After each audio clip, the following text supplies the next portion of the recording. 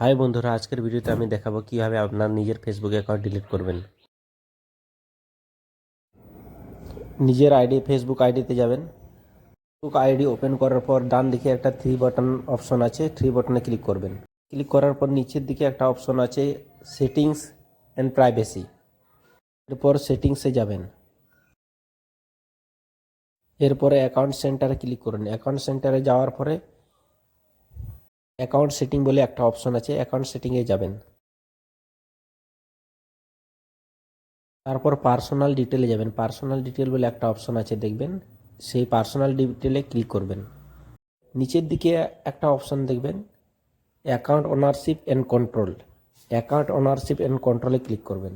দেখবেন দুটো অপশন আছে, তার মধ্যে নিচের দিকে একটা অপশন আছে ডিলিশন বলে অপশন।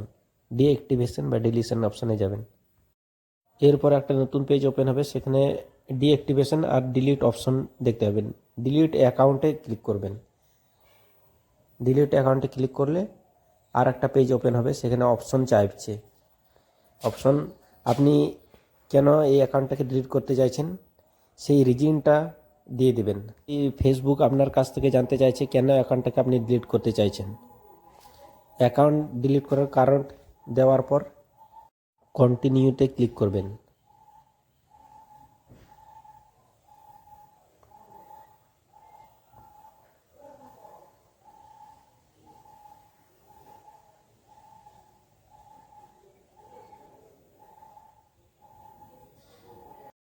দেখতে পাচ্ছেন অনেকগুলো অপশন আছে।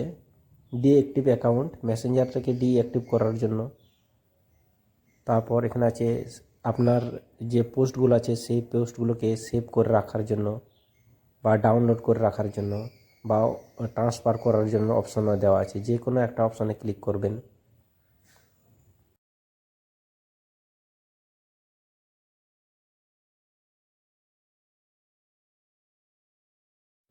এরপরের পেজটাতে আসবে আইডি পাসওয়ার্ড।